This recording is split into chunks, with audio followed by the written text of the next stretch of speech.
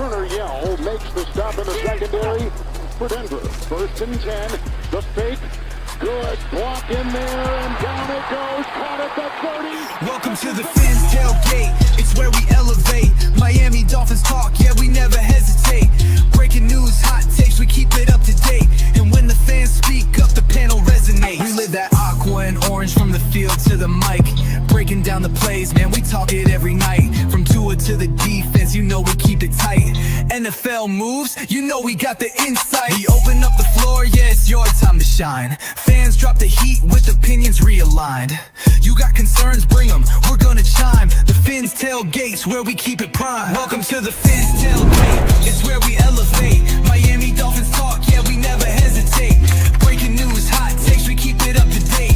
And when the fans speak up, the panel resonates. The NFL's changing, but we stay on the grind. Latest breaking stories, we don't waste no time. From the trades to the rumors, we make them all align. At the Fins tailgate, we always on the climb. We're repping the Dolphins, but it's NFL wide. From South Beach to the league, we keep it worldwide. Got the fans engaged with the energy supplied. Come kick it at the tailgate, we're riding high tide.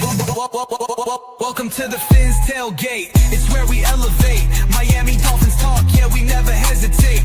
Breaking news, hot takes, we keep it up to date. And when the fans speak up, the panel resonates. So if you love the game, you know we got the gate. Tune in, speak out, don't wait, it's your fate. This is the Fins tailgate, now watch us dominate. Miami Dolphins, NFL, yeah, we integrate.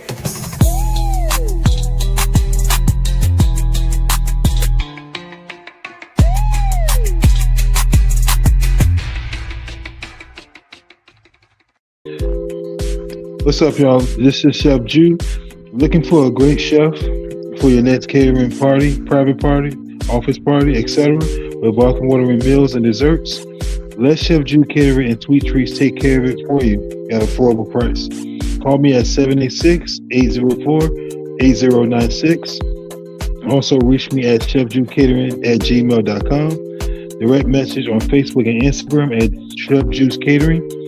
Chef Ju's Catering and Sweet Treats, food with a passion, we do it all.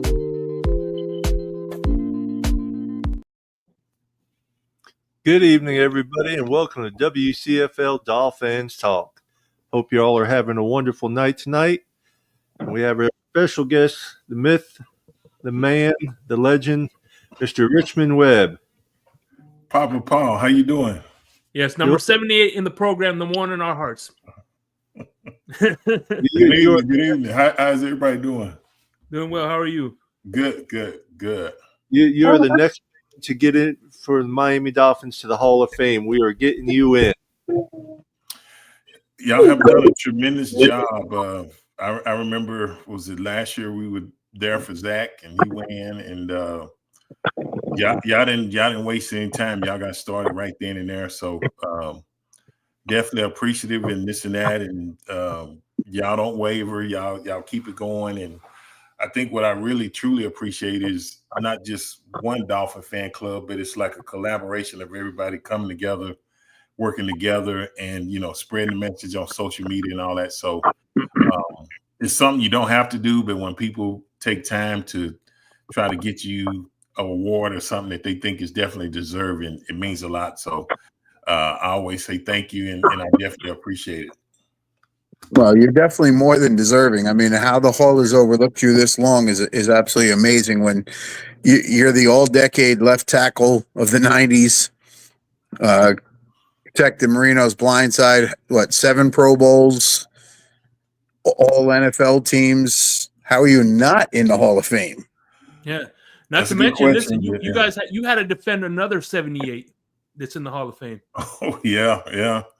Most definitely. And I think sometimes you can get, overlooked, or people just kind of forget about you. But I think, the push that y'all helped put together last year, I mean, that was the first time me making the semifinal. So I just kind of step back and get out the way and let everybody do their thing. But whatever it is, it's definitely, bringing awareness to it. And kind of you're knocking the dust off the shelf and remember, say, hey, this guy was a pretty good player. So thank you, and hopefully we can continue to to tread forward and hopefully get in there. But yeah, man, the amount of time and dedication that you guys take to do that, I mean, I do appreciate it. So thank you.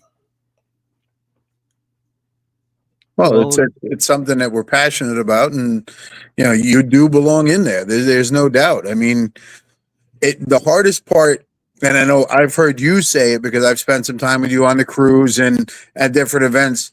There's no stats for offensive linemen, so you guys get overlooked because there's no stats. There's no, okay, he didn't give up a sack, but there's no stat for that. They just say it every now and then. That's the hardest part, I think, for offensive linemen, and you definitely deserve to be in that hall. Yeah, thank you. Yeah, you're right. The only stats we get is, like you say, penalties, offsides. You mess up, your name gets called in. So you really want to try to remain silent and not draw too much attention to yourself. That's not a good thing during the game. So, yeah, you're exactly right. But if it wasn't for you big guys in the offensive line and in the trenches, these guys wouldn't be getting this notoriety and all these extra yards or touchdowns. It's all because of you, the linemen, and that's, and it's just the way you treated everybody outside. Like when I met you at the couple different events I've met you and seen you, it's just your play on the field was excellent, but the way you treat people outside of retirement and the way you've been there has just been amazing. Like you're so down there at the coolest man around. Like it's so cool. Like you're like, I'm not famous, but we all think, because you're there, but it's like, you're just like a normal one of us. And that makes it even more better to just push and anything I can do. And I'm lucky to be on this forum with these guys, and we're going to keep pushing and pushing. And the one thing I admire about Webb is that I've seen him on podcasters with a little bit of subscriptions, and it doesn't matter the size of the subscription. If you're doing Dolphins content, not he'll and you're legit. You know what I'm saying? I've seen him come on their platforms to show them love, and that's admirable. You know what I mean? Oh yeah, you got to, because the way I look at it is you got to start somewhere, and sometimes just because you don't have a lot of followers or something now doesn't necessarily mean you're gonna stay there. So I just always tell them, don't forget about me when you get to be big time, because I want everybody to blow up and have a successful deal. So I always tell them that. We always joke and laugh, but yeah, if you're part of the family, then yeah, if I can make it happen, I'll do your podcast. I don't have no problem with that. Oh, we love you for that, and really appreciate you joining us tonight, Richmond. Oh yeah, so one more, and then the real deal starts going down. So yes, that's what I'm waiting on. With that being said, what is your outlook right now at this point? And I know we talked about this earlier before the show, but let's everybody else hear it.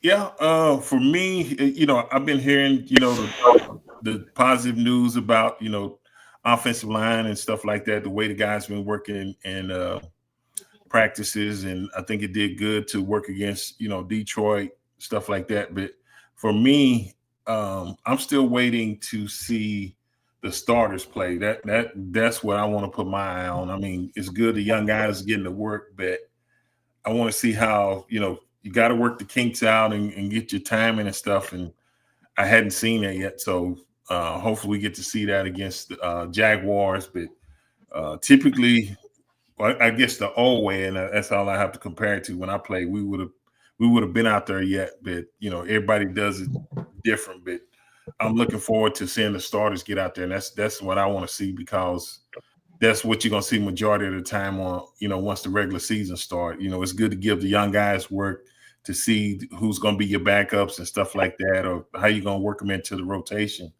But for me, I want to see the starters and how they match up against, the other team and stuff. So that's what I'm waiting on.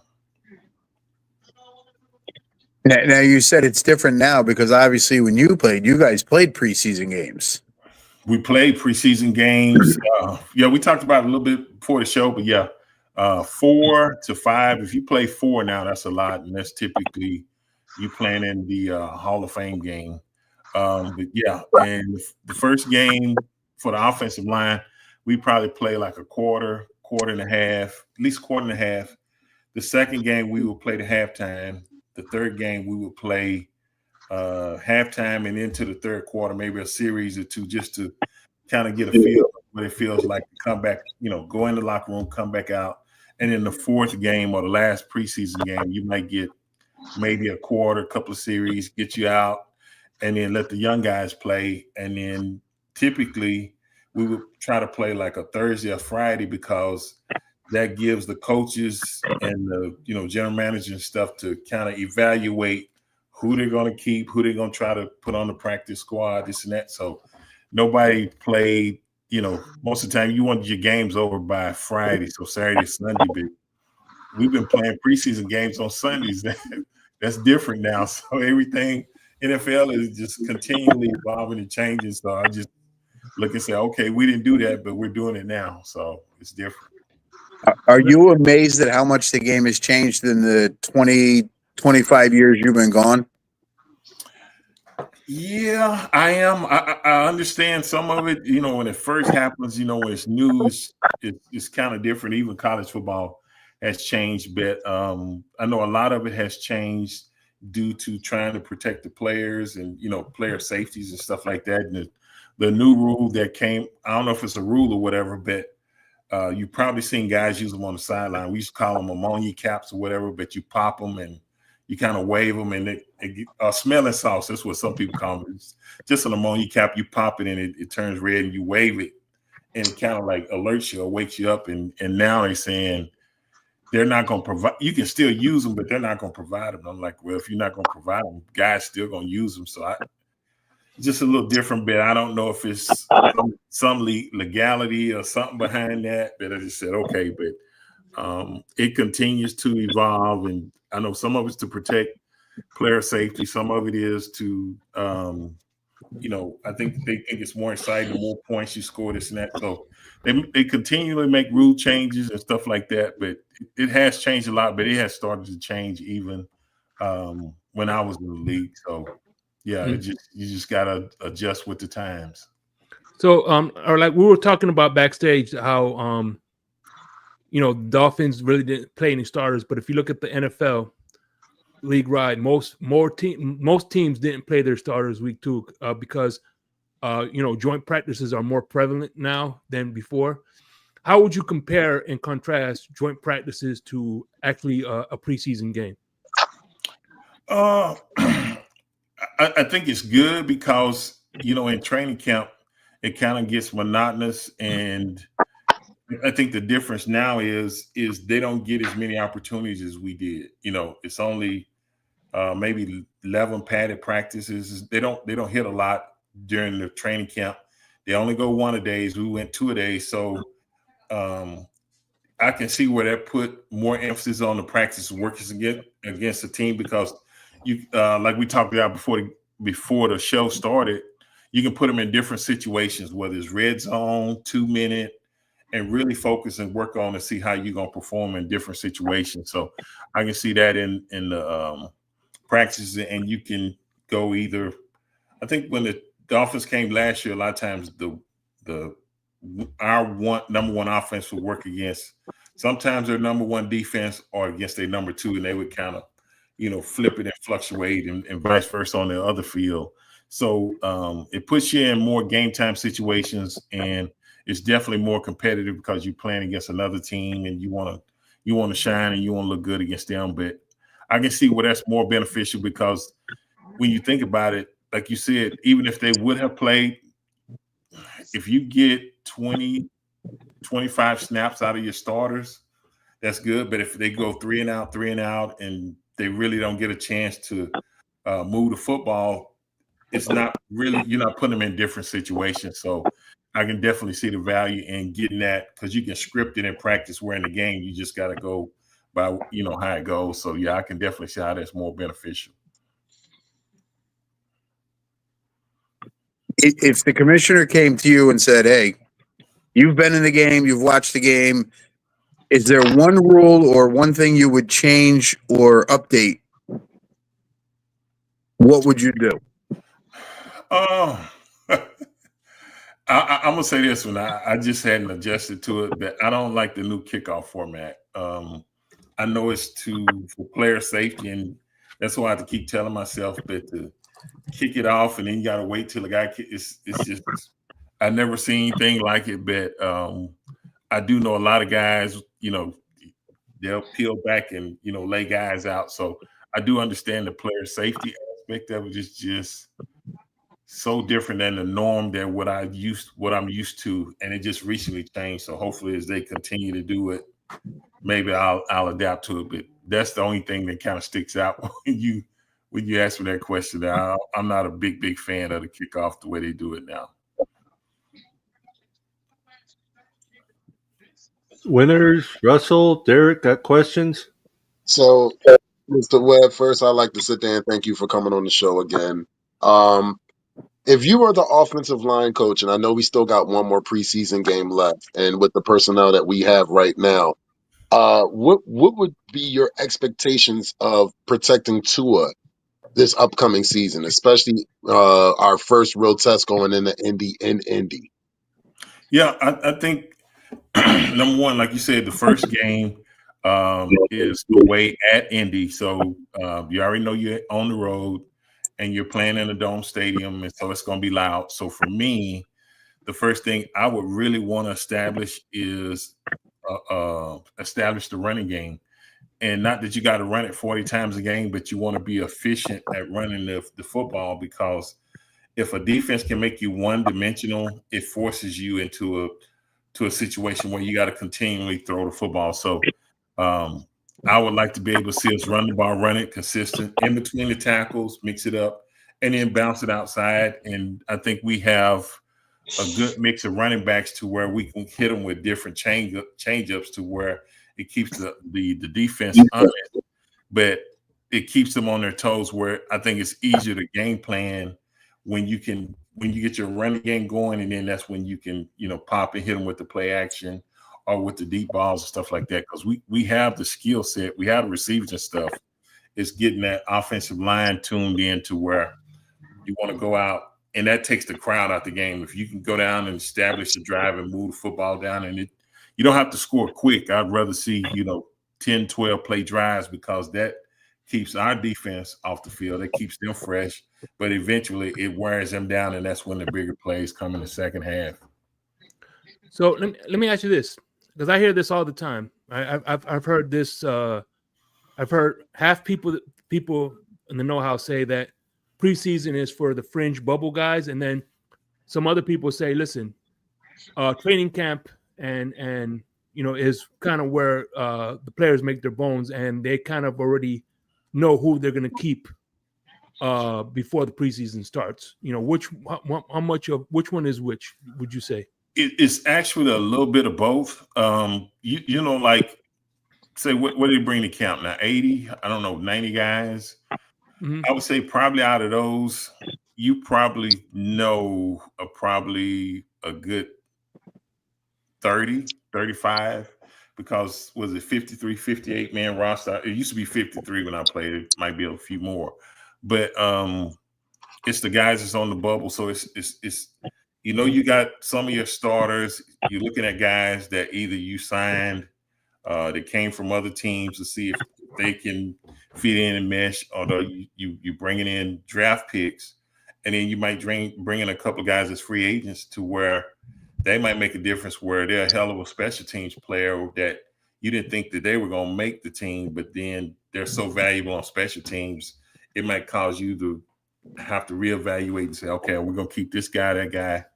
So I would say it is a mix, but I don't think everybody, you say, I don't know who we're going to keep. Somebody says that, I don't believe that. I believe everybody knows at least a good probably 30, 35, probably 20. It's probably 20 spots open, 25 spots open. But for the most part, I think a lot of them, unless, and sometimes injuries play a role where you might put this guy on injury reserve or something until this guy gets healthy. But like you can say, Tua, Tyree, there's certain guys they're going to be on the team. Jalen Waddle, A-Chan, Patrick Paul. I can go through them. I'm like, they're not trying to make the team. They're on the team. But some of these other guys that's coming in, you gotta work and prove. But you still gotta work. You can't just say, well, I'm on the team, I'm not gonna work. You still work, but but they're planning on you being the professional. Say, okay, yeah, you know you're on the team, but you working to get better, and I think that's what every player should be doing.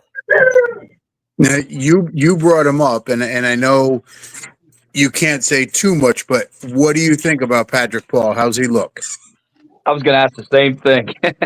Now, you know what? I saw a little bit of him last year, and you know, I introduced him in Detroit at the draft, and I saw some of his tape then, and so you know, he's got the frame, the wingspan, he's got really good feet, and then I saw him play a couple of times last year.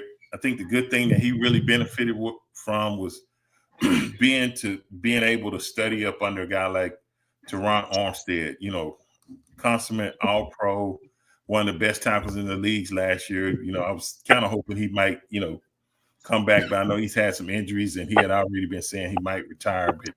But being able to pick that guy's brain and be there and just study up him for a year, and then when he got his opportunities last year, I saw some aggressiveness. You know, a guy that wasn't timid, came out there to play. So I think if he continues to develop the way I think he can, I think him and Jackson, we could probably have two of the best tackles in the league, you know, if you combine them together, because Austin Jackson got hurt a little bit, but the year before that, before he, you know, was dealing with that ankle, I thought he had a Pro Bowl type year. So we could really be set for a while at the tackle position. So I'm really excited to see what he does and play, but I think he can be a hell of a player. Yeah, Austin Jackson's hurt again right now. He was wearing a boot today from what I heard. Patrick Paul, though, what I seen this year at training camp was Ron Armstead was out there at training camp, I guess, mentoring all these guys, which was really nice to see. He's right there. I'd see if he want to do a little coaching, even if it ain't, you know, full time. I mean, take advantage of that.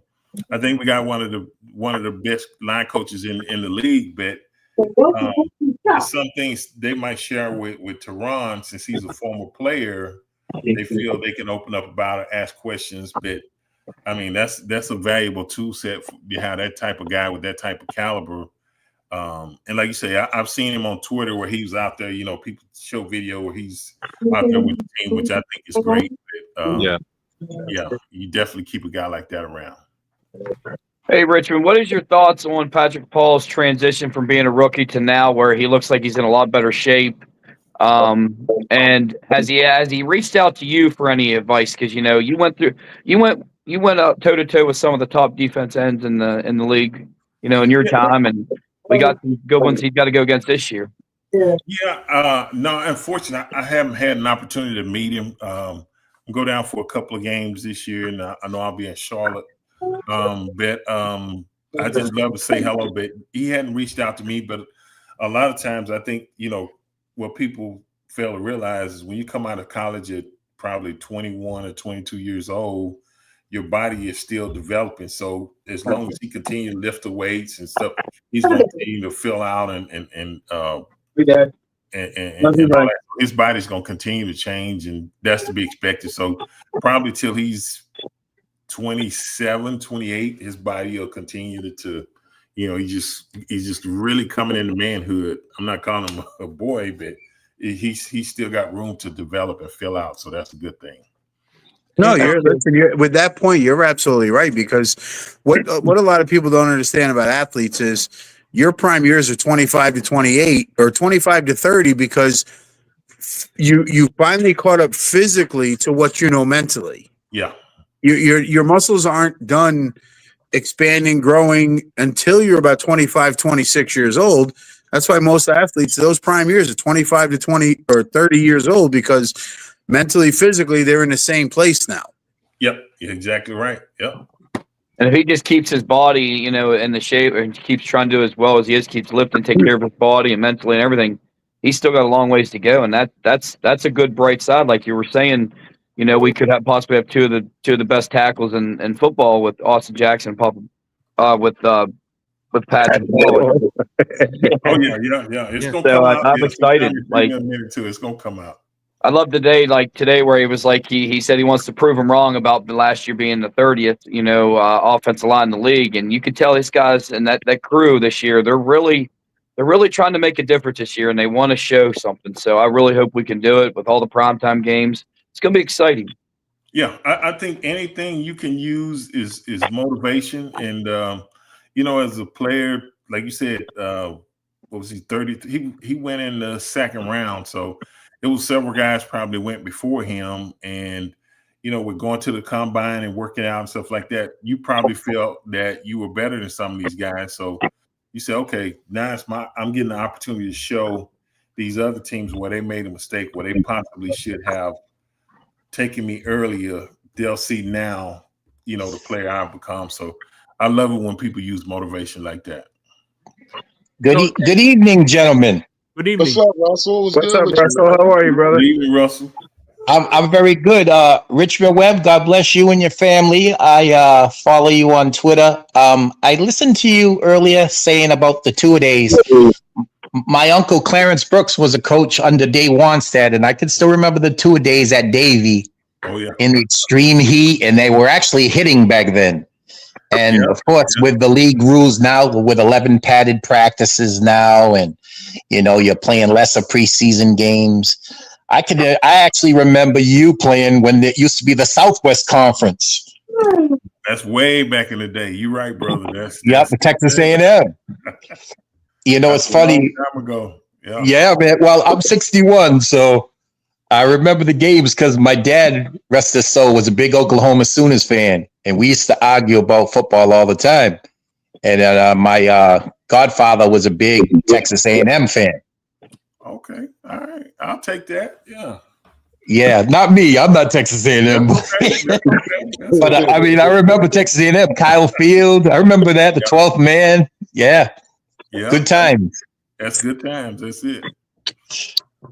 So real quick, Richmond Webb, you heard the saying, "Jack of all, master of none." There's a specific player on our team. I know he's not a world beater and all pro, but Eichenberg. Eichenberg has played all 5 positions. He's never got a chance to really hone in on one position. How difficult is that for someone like Eichenberg, and how invaluable is that to have a guy, even though he's a backup, that knows how to play all 5 positions?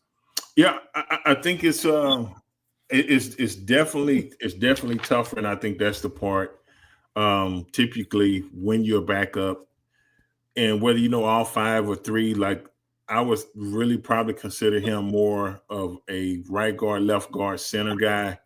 He can slide out to the tackle, but I would think you got a lot of people hurt before you slide him out there. But that's the thing with being a backup. You got to be able to play both sides. So, what's front side on the left is back side on, and so you got to continue to be able to flip it and this and that. And remember where you are. So it's not easy, but he's a very smart, highly intelligent guy, and he can handle it. But it is definitely not easy trying to play all those positions. But I think truly he played all 5, but I think truly he's more of a guard center type guy. But until you can practice starting lineup, that's motivation to say, I got to keep working to, if you want to be a starter, if you're happy there, you got to make that decision. But, I think everybody wants to fight to work to try to be a starter. So you just got to find something to continue to motivate and keep working hard and see if you can crack that lineup.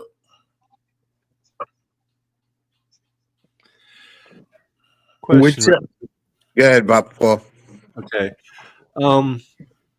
With football today being one a day, being mini camp, not a 6-week camp and stuff like that, do you think players are soft these days compared to what they were when you were playing? I wouldn't call them soft. I just think the requirements are different. And I think that's kind of out of their control because, when they renegotiate the contract or whatever with the league, the Players Association is fighting for certain things for the players, and the owners want certain things, and you come to a common ground. So you just gotta play with the hand you're dealt. You know what I'm saying? I think it's guys that's playing now that would have been really great players, back when I played, and vice versa. Guys that played when I played, they would be really good players now. It's just, I think it's some pluses and minuses to it. I think you should be a lot more fresher going into the season, because you're not doing 2-a-days as long as we did. We did them for quite 5-6 weeks, and then so your recovery of your body should bounce back a little quicker. But I think it also helped the guy that's, if you're trying to make the team or you really need to work on some stuff, you're getting twice as many reps, so you have a greater chance to hone in on your skills when you're practicing twice. You're practicing twice as much, but you get a lot more reps. So I think it's a balance, but I wouldn't call them soft, because they're just playing under the rules that that the league has told them to play. Now, if you soft, you're gonna figure that out, whether you 2-a-days or not. You get out on the field, you be like, oh, this guy don't want to compete. And I've seen guys like that, and they don't last long. Now, do you know which games you're coming to in Miami Gardens, and which away games you're going to this year?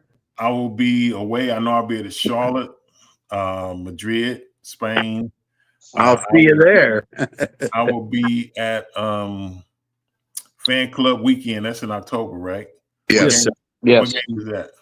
The Chargers. It's right after the Charlotte game. Oh, it's right. Okay, so both. I'll be there, and then I think I will be back again. I think in November for the Buffalo game at home. Nice, I'll be there at that one. Yeah. You mean you're not going to come to New England in January? Is it in Miami? No. I'm just teasing, because I live in Massachusetts. I live in Massachusetts, Richmond, and I know it's cold. Oh, bro, yeah, that's a different type of weather up there, man. Man, who you telling? I'm ready to get back down to South Florida, so yeah, I remember those days. I'm like, yeah. Oh man, it's brutal. I hear Houston, it gets kind of cold too, though. It ain't like New No. It ain't like New England. No, okay. Hey, you want to laugh?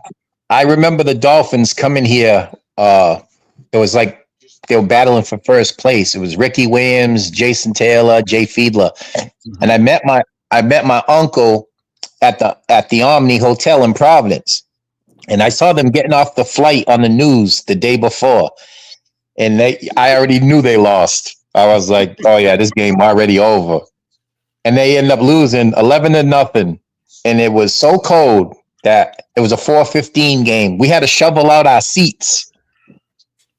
And I had brought my wife, and she said, I'm never coming back again.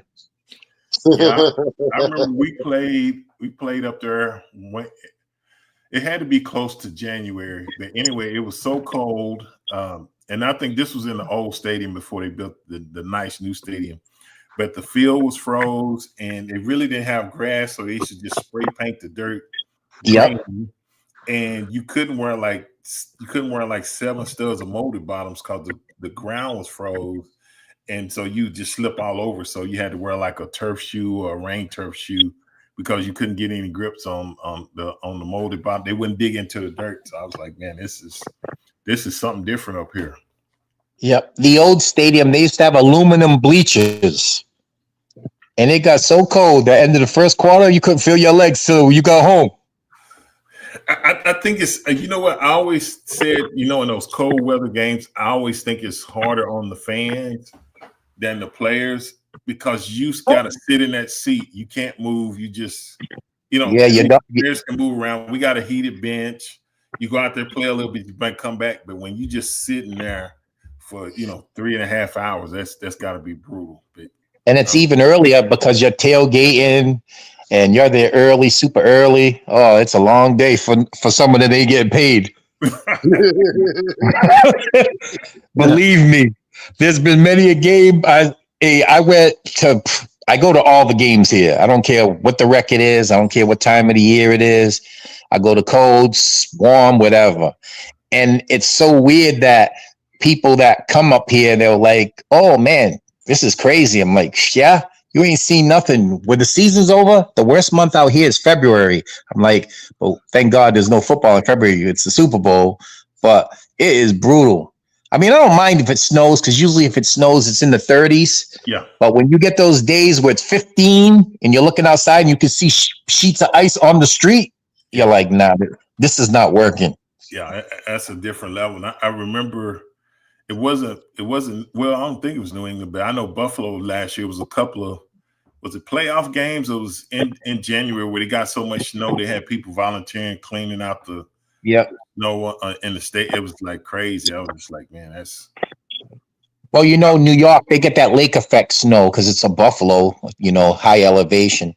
The out here, like I said, I'm not so concerned about the snow games because, I mean, I haven't been to a snow game in a while, considering with the Dolphins. But, I mean, the last couple of years have been fortunate. They've been early in the year, September, October.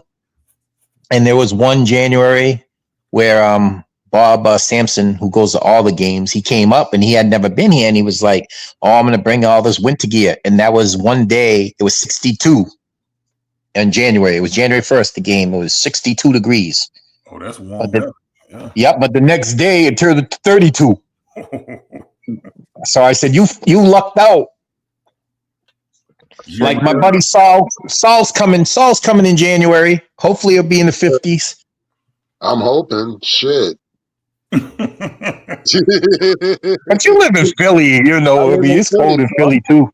But it's a little colder up there, brother. It ain't as cold as I mean, it depends. I mean, like we've been fortunate. Like I said, the last 3 Dolphin games have been September, October up here, so they've been pretty mild. So I mean, I could live. You came the October game; it was beautiful. I mean, September. Yeah, beautiful. So 70, 78 at night, so that's okay. Like I said, Richmond, no, he's been up here. The days when you get off the plane and you already see the Hawk already waiting for you. Just waiting. It's like right around the corner. You're like, Got a question for you in the comments here. Okay. What's the one piece of advice you give young athletes that are trying to make it in the NFL, and what could they do to improve? Well, are we talking young in college, high school? I think all that depends. If you're in high school, I think you continue to, work. A lot of time in high school, you play, whether you're a lineman, I just use the lineman for example. You play offense and defensive lineman, where you continue to work, and then hopefully you get a scholarship. So once you get that scholarship, they'll say, well, we want to use you as an offensive lineman or defensive, whatever. And then you continue to work on that. You learn how to study film, and definitely got to hit the weight room, but you definitely got to keep your grades and stuff up. So you gotta stay balanced. And then if you do get the opportunity, if you're not a high round draft pick, then you got to approach camp as saying, I'm going to have very limited opportunities, so I got to make the most out of each opportunity that I get. And one of the things you got to do is you got to take time to learn the playbook, and then just work on technique and learn it. If you need to work on your pass blocking or your run blocking or your footwork, you work on that. But I think it's the little things that you pay attention to, and that's going to give you the best opportunity to make it. And sometimes you might say, your goal might say, okay, I was a low round draft pick, but I just need to make the team. If you can just make the team, you play your special teams, you play your role, but you continue to work to get better. And maybe by your 3rd year, you might have a goal of saying, I want to at least be trying to compete for a starting job, if not here, but maybe for another team in NFL. So I think it's just you look at where you are and where you're trying to get and try to set real attainable goals, but at the same time saying, I got to make the most of the opportunity. And I think if you do that, that'll give you the best chance for success. It's very tough. It doesn't matter what professional sport you're trying to play. It's only so many spots, but you just want to make the most out of the opportunity. Even if you don't make it, you can at least say, I gave it my all, I gave it my best shot, rather than saying, man, if I wouldn't have been hanging out with those guys and doing this, I possibly could have made the team. You got to put everything in perspective when you get to the NFL or any professional. That's why it's professional. It's a business. Treat it as a business and give it your best shot. So let me ask you, everybody, listen, everybody who played under Shula got reamed out one time or other. Can you remember, us your best story where you got your welcome to Don Shula, NFL by Don Shula moment? Oh, man. It was more than one time, but I think it was I remember I think we were actually playing in the Meadowlands and we were playing the Giants. And this could have been my rookie year. And so, you know, the thing with the NFL, you study film, you study film, you study film. And this is when they had Lawrence Taylor, Carl Banks, Pepper Johnson, you know, Leonard Marshall. They had this, they went to the Super Bowl that year. And so studying film, and LT was always on my side. Well, we went to like gun or nickel situation, and they brought Carl Banks and LT on my side, and I was like, I like froze up. I was like, man, I was trying to figure out who do I take, because I knew both of them rushed the passer, this and that. And at the time, Parcells was the head coach, but Belichick was the defensive coordinator. So after I thought about it years later, I said it made sense. He just said, we're gonna throw some at the rookie just to see how he react. And I think LT was on the inside. He was closer to me, and Banks was on the outside. And I had to make a decision because, you know, Dan was in the cadence and this and that. And so I said, I'm going to just take LT. Well, he just kind of shuffled right there on the line, and Banks flew up the field. And so I was like, oh, no. So the play was over. And not only was it Coach Shula, but my line coach, John Sandusky, you know how you can look to the sideline and they were down a little bit, they were heading toward me. And I was like, I didn't even make eye contact. I was going to the I was going to the bench, and I could hear Shula like yelling, hey, what the hell are you doing out there? And I get to the sideline, and my coach is like, hey, what's going on? I said, man, I have never seen that on film in my life, you know, this and that. And he was like, well, hey, next time. He said, man, just sit back and take the inside. If both of them come, take the inside. And I was like, that made sense, because even if LT didn't come, I still could have took Carl Banks. But since I just stayed there with LT, he flew up, and I think Dan got rid of the ball. But I was just like, it messed me up. But Shula come over there and chew you out, and then 2 or 3 minutes later, he'll come back and he'll say, hey, we need you. Come on, let's go. And you'd be like, man, I thought he was just like mad and pissed off at me, but that was him. And it took a minute to figure that out. But Shula really, really cared about his players. He was going to get on you, but it was only to make sure if he had high expectations of you, that he knew you was that type of player that shouldn't be making those mistakes. He going to get on you, but at the same time, he'll come back and say, hey, let's go. We got to get him this time, this and that. So I love Coach Shula, but yeah, he was tough. But I tell people all the time, a coach can be tough on you, but if you genuinely know he truly cares for you and not just blowing smoke up your butt or whatever, you'll put it on the line for him, because you know it's nothing personal. But when a coach tells you the rah-rah stuff and then you figure out he really don't care about you, be like, man, this dude don't care. He's just telling me something. He's just selling me a dream. So I think that's why Shula had so much success with his players. Was, yeah, he was tough. Anybody that played for Shula, I guarantee you will say, yeah, he was a tough coach. But at the same time, they respected him because he had a system. He always paid attention to the little details, the penalties, the mental errors. Don't do things to beat yourself. And that's why we won a lot of games up under him. Real quick, Bo Camper, he said this a million times. He said, one day he went up to Don Shula and said, hey, man, I do good plays. Why don't you acknowledge that? He go, no, doing good plays is your job. Yep. I call you out when you fuck up. But you think about it, that's what we pay you to do. We pay you to do what you're supposed to do. I don't need to tell you did a good job. That's what you're supposed to do is a good job. is when you don't do a good job. It makes perfect sense. That's why I'm laughing, because that sounds like something Coach Shula would say. That's classic.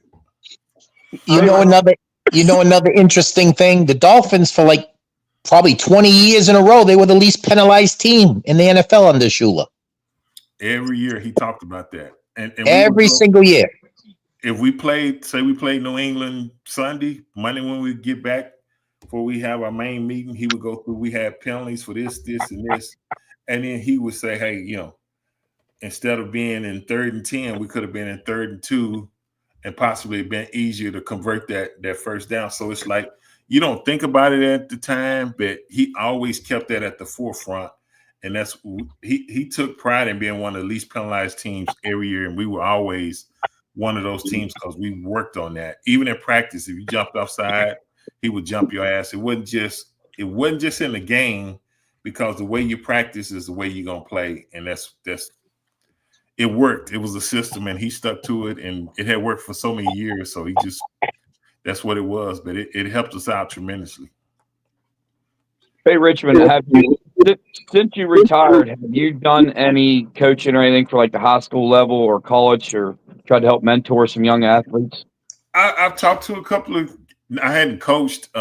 Coaching it's so time consuming, and I had young daughters a little bit after I retired. So I had actually thought about getting into like scouting, because I was gonna do like scouting, but maybe like a not like a pro, but scout college, this and that. But that was going to be really, really time consuming. I said, well, let my girls spend time with them, because they grow up so fast. They were already in school. So I kind of stayed away, but I would always go out. I would work football camp. If I had buddies had a football camp or something, I would go do that. But I never coached, but I got a lot of friends and stuff to coach. But if they asked me to come speak to the kids or something like that, I would do that. Is your one daughter still playing volleyball? No, my youngest is. She's done. She graduated, and she's working in Charlotte. So that worked out perfect. She just moved to Charlotte this summer. So yeah, I get to go to the Dolphin game and get a chance to see her while we up there. Good.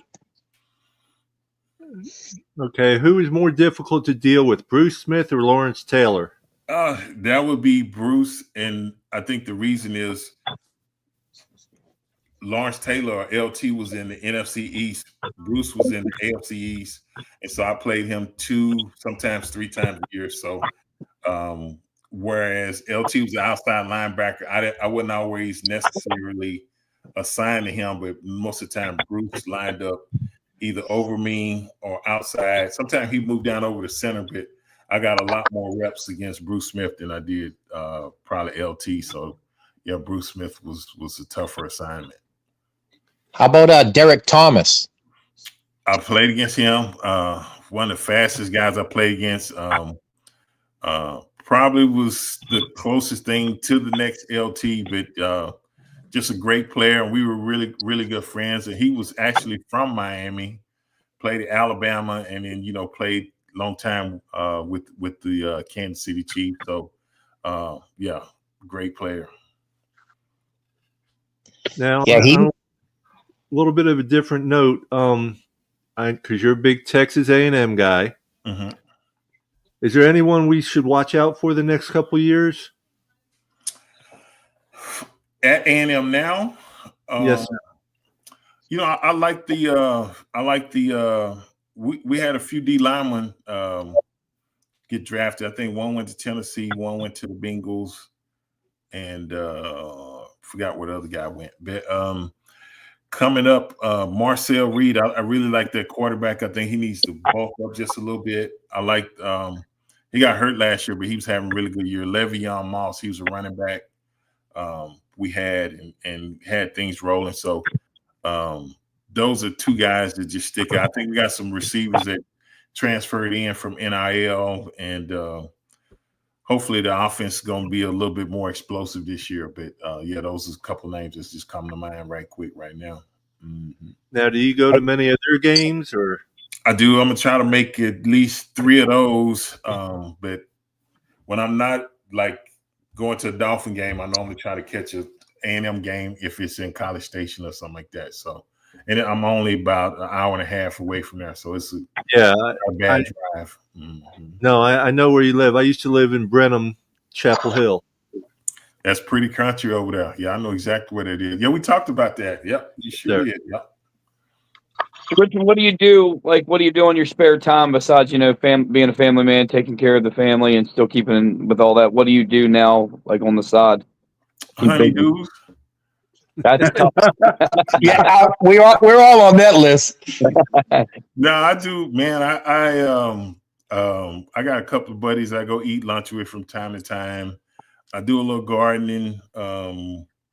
I got some rental properties, so I do a little bit, but I don't have like just a set schedule every day. So that's kind of good for me. And now that we're empty nesters, I spend a little bit more time with the wife. And if she got something she need me to do, we do that, or we'll go do it together. And then she got her stuff she got going on, but that's it. I don't do too much, and then just get ready for football and basketball and whatever sport. I even watch a little baseball, but I watch baseball more when the playoffs start.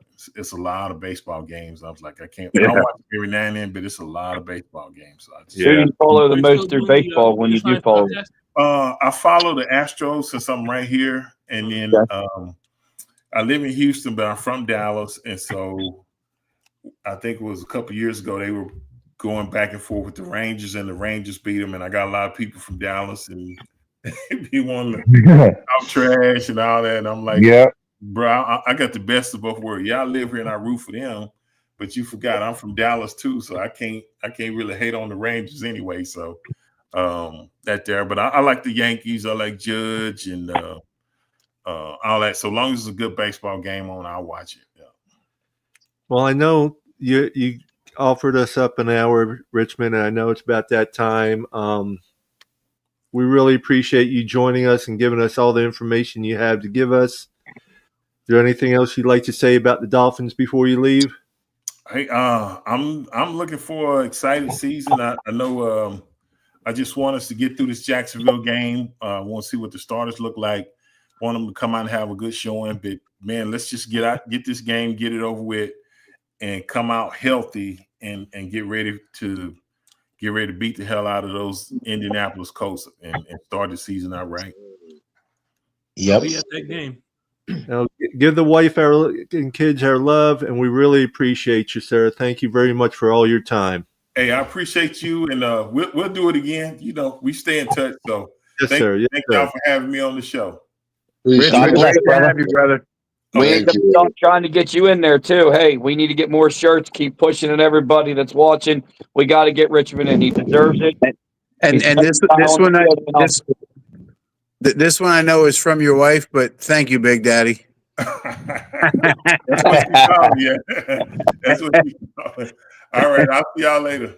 All right, have a great night, Richmond. All right, thank you. There's actually a story that goes with that I've heard him tell a couple times.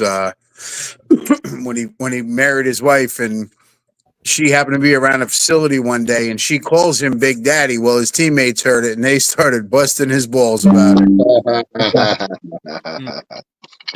I don't know if you've ever seen his wife. She's a very little lady.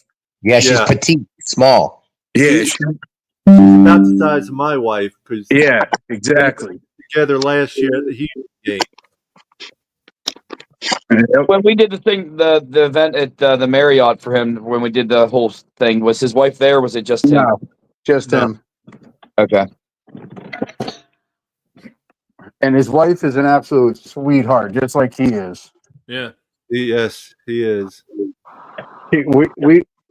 We met up on the cruise, and him and his wife were ahead of us.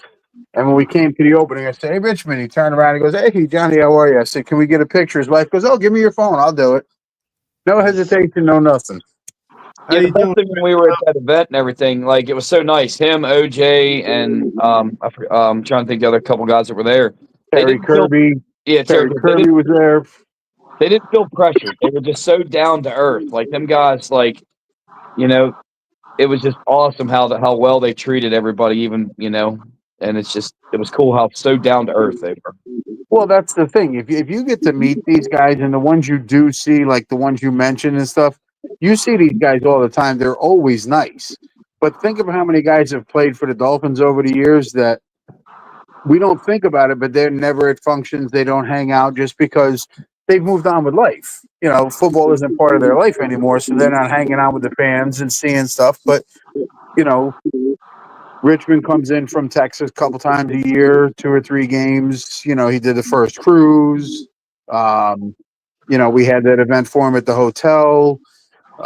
You know, OJ's always around. Terry Kirby's around occasionally. Troy Drayton's around. You know, the guys that are around are cool.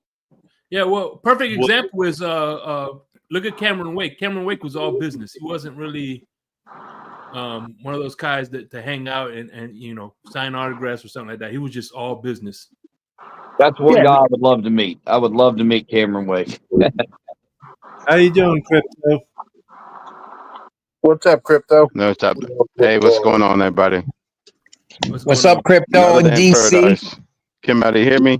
Yeah, another day in paradise. Yeah, it's just been a rocky road. They blocking up all the roads.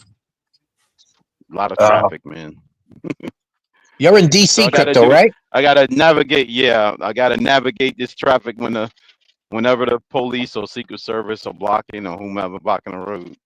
Yeah, now you guys got the damn National Guard out there. Gotta navigate freaking this large, you know, 80,000 pounds of vehicle to another route. Wow. It was great having Richmond on. It gave us a lot of things. Real great. You know. Hey, with him running for the Hall of Fame, say if he was a coach right now, would he still be eligible for all that stuff? Could you still coach in the NFL and all that stuff? Yes. Yes. Because he's going in as a player, not as a coach. Okay. I probably should have known that, but hey, no question's a dumb question, I guess. Oh, hey, listen, that's how we all learn. The only dumb question not asked. That's right. So how you guys all been? I haven't been on the show in a while. How you guys been? Where you been? We missed you. We thought you gave up on us. Nah, man, I wouldn't do that. I told you guys, like I always say, you don't live here. When I eat, I doze off. I can't make 8 o'clock when I eat dinner at 6. Yeah, I figured you went on a cruise and you and your wife just decided to stay down there down in the tropics somewhere. first and foremost, I don't go on cruises. I was in the Navy. I ain't going on no damn boats. Oh, I thought you said we were going to go on like a trip or something. Oh yeah, I'm going on a trip October. We're going to St. Thomas, but it is what it is, you know. Like no cruise lines. Yeah, you're like no more on the water. I'll fly there and that's it. Yeah. You know what it is? The thing that bothers me about cruises is I don't mind you go on a cruise, but if you stop at these islands, you don't stay there that long. You're more on the ship than you're on the, you know, the little stops. I would rather just go to one island, stay there for the whole trip. Regardless of what island you want to go to, wherever you want to go in the Caribbean. I don't like, because I went on a cruise one time. We stopped at Cayman Islands, 3 hours, 4 hours. Cozumel, Mexico, 4 hours. And then you know, you had little tours and stuff, but 4 hours and then you're back to sea? Nah. I mean, they got casinos and clubs and all that on the ship, but so what? Most of them these days are 6 to 8 hours on the island. Yeah, but still, it's not a lot of time, and it's not a lot of time. You can't experience the culture and all that. Like I said, I want to go to St. Thomas. Me and the wife does, and I'm a big thing. I like collecting some of the money. You know what I mean? I think that's pretty cool because that's like a pretty cool souvenir. Yeah. You know? Well, you know, too. So that's me. Each their own.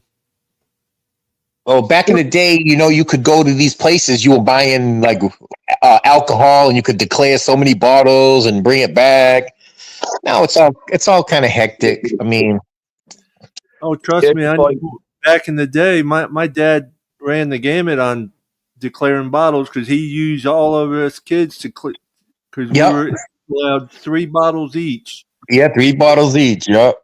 So and then back then you're getting Jamaican rum, you know, and whatever. 3 kids and my mother, you know, that was and himself, that was 15 bottles he'd bring back every Yep. time. Mm-hmm. And Papa Like Paul, I when you go on a cruise, it's you and the wife. Like I've only been on 2 cruises, and both of them are Dolphins cruises. There's a lot of people. You don't see Yeah. everybody. Everybody's running around doing stuff. You're not spending a lot of time together. You do spend some time together, but I'd rather go to an all-inclusive island with a bunch of people and just hang out by the pool and Yep. do Do stuff. all that and- fun shit. Yep. The one weird thing is you got all them thousands of people, and you always run back into 1 or 2 families constantly, is what I noticed when I was on there. There was always 1 or 2 you'd pass Yeah. all the time or something, which I thought was weird because, you know, you think you'd meet new people every night or whatever and not see the same people twice, but it's the opposite. For us, Well, you know, the last time I went on a cruise, you know how you have the assigned dinner tables and stuff, and they had certain nights with like Texas night on the ship or dress up night, and you sat with the same people all the time. You know, I mean, you run into other people maybe at the pool, maybe at the casino, maybe at because we were skeet shooting at the back of the ship, hitting golf balls off the back of the ship. They had a basketball hoop and all that shit. But I mean, I got tired of it real quick. Yeah, I'd rather go to an island and say, you know, hey, everybody here, let's do a vacation and go to an island and do an all-inclusive and just hang out for a week. Yeah, Yep. for a weekend. Oh yeah. Yep. We went to the Cayman Islands like that, and it was great. We went glass paddle boat, jet skiing. They went all the turtles and all that, and it was like so many different things to do because we knew we were staying at this one place for the whole time. Well, John, maybe get Maria to set it up. I went to Dominican Republic for like a few times, like 3 or 4 times for like a week, man. And yeah, Punta Cana. My best experience is waking up in a tropical island, hearing the chickens, you know, and everybody just hustle and bustle, man. Punta Cana is beautiful. Yeah, I've been there like 10 times. Yeah, Punta Cana. So yeah, man, awesome. I know when I went on the 2 of the cruises. I mean, I got to experience a little bit on the island, and then went out past past the ports or whatever. I tell you what, it really makes you appreciate what it is to be an American and be here in the United States. And we went to Jamaica, they're carrying the water on their heads, trying to go up through, no one in water. It just makes you see things a lot more clearly and how much more respect we should have for our country and stuff. And that's what, for me, I mean, that's not everybody. That's my opinion, but. No, absolutely. Listen, I was in Colombia in June for the wedding, and what you saw there and the way people live, you know, if that doesn't change your perspective and be thankful for where we're at, you're out of your mind, because the way some of those people live, and they're happy, you know, that's their life. They don't know any different, but man, the living conditions, some of the people living on the side of that mountain, well, many mountains, but you know, we took the gondola ride over and was over this, you know, I guess like middle class neighborhood for them, and then the poor section, and you're just like, damn, they live like this, and yeah. Dolphin winners. Man, one of my happiest memories, it was a beat up car, but my first car was a beat up car, but that was probably one of the happiest memories of my life to actually finally get a vehicle. You know what I'm saying?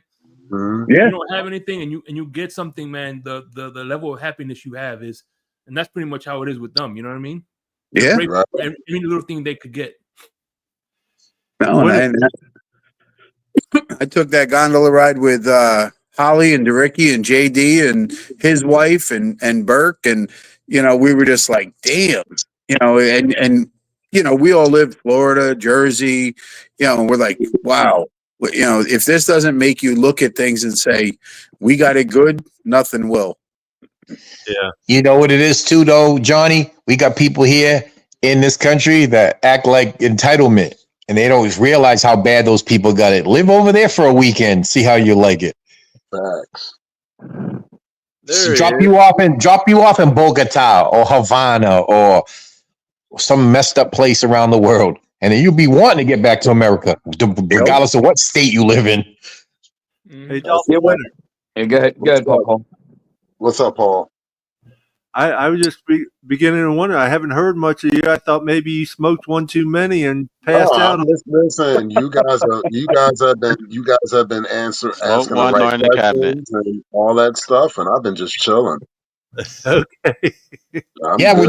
When you guys are talking to Richmond, I didn't say a peak for like 28 minutes.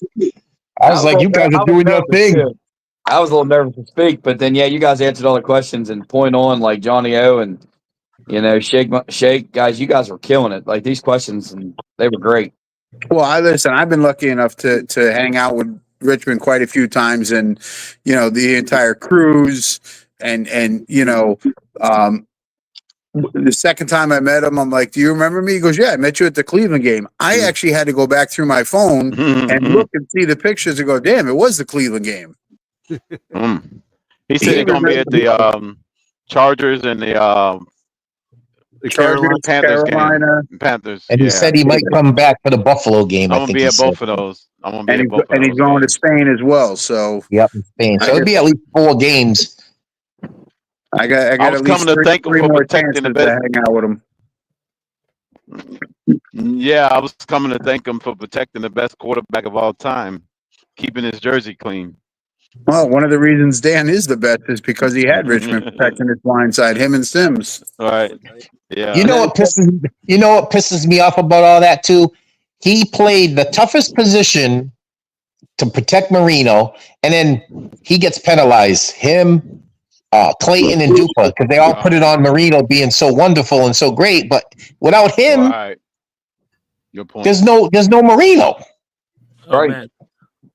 Oh, absolutely. You put an average tackle over there where they're giving up sacks, here and there, and maybe Dan gets broken. Maybe, he gets hit one too many times and he doesn't have the career he has. So, yeah, Richmond is a huge part of that. Yeah, I think that like the Hall of Fame writers, they're trash. Because if you look at that era with Richmond Webb going against some of the best defensive ends in the league, Marino was able to put up those numbers because he had an extra second here or there. Then he also had 2 guys that were catching the ball. They weren't big guys. They were little guys, Clayton and Dupa.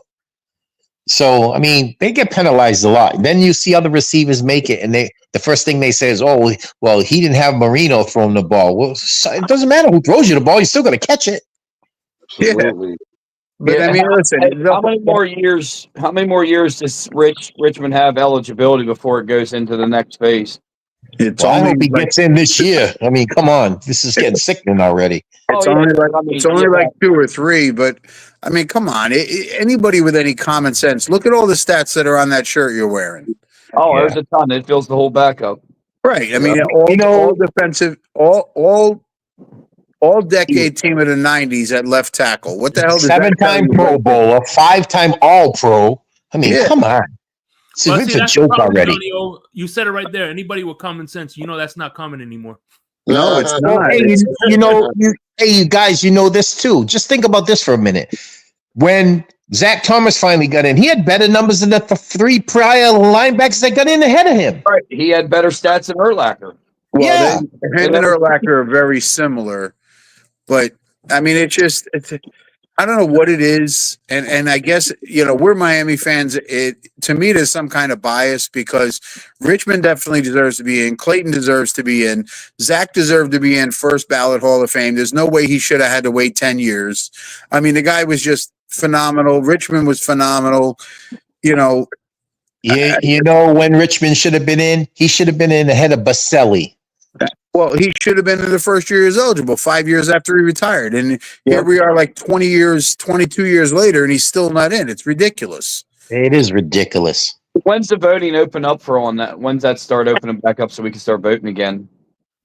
I'm not sure, but trust me, it'll be on every club's website. We need to ramp it up. Allie and TPP, everybody's pushing.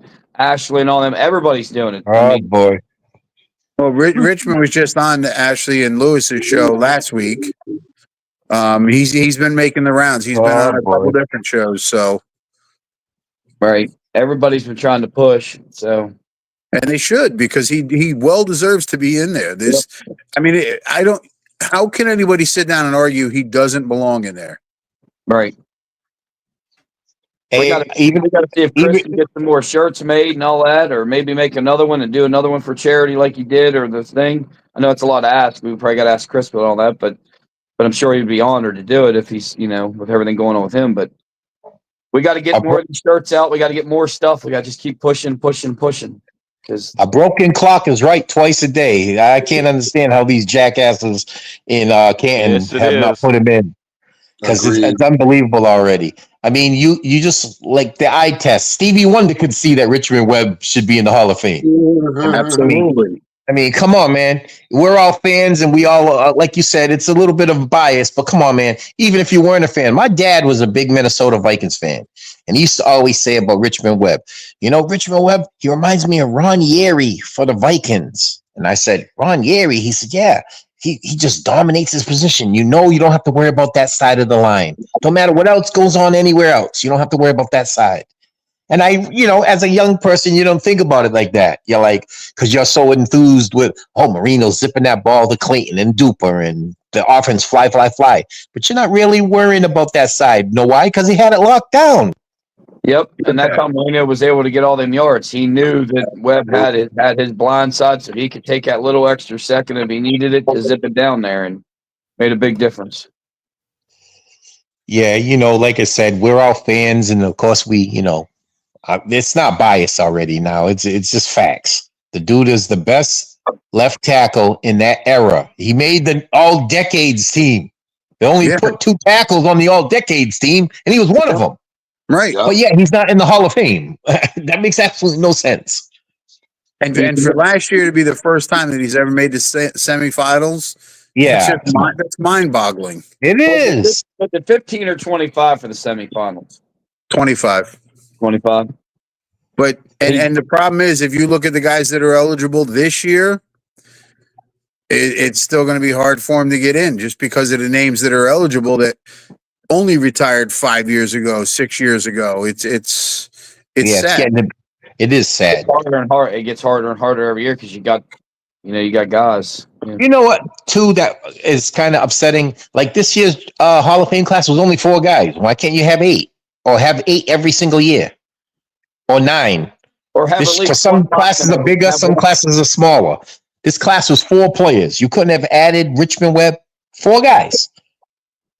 Right. Yeah, there should be a minimum that they should be able to have each year. It should be up to 9 to 10 guys a year. If you go no less than 5. Especially have a lineman or an offensive player, or somebody in the trenches on each side, and then kind of like because if it was just down to a years goes on, it's you're adding more and more names to the list of eligible guys, and it just, I don't know. It diminishes a guy. Like I said, we're old enough to know how well he played, but then you got younger players 5 years out of retirement. They're already getting in. Right. So people only remember in the past 5 years that come on, like Johnny said, it's been 25 years almost. There's no way he should have been 20 on his 25th year. Yeah, it's absurd. Hey, just like Dave Parker for the baseball. Dave Parker should have been a Hall of Famer years ago. They finally put him in this year, and what happens? He dies 3 days before he was supposed to be inducted. He should have been in way long time ago. That happens often. That's the sad part. And that sucks. Cliff Branch, one of the greatest Raiders ever. My brother, a big Raiders fan. Cliff Branch was one of the trend-setting wide receivers in his era. He dies. They put him in Hall of Fame. They put the guy, Steve McMichael, for the Bears. He died. He lived long enough to get his thing, and he dies. I mean, come on, man. That sucks.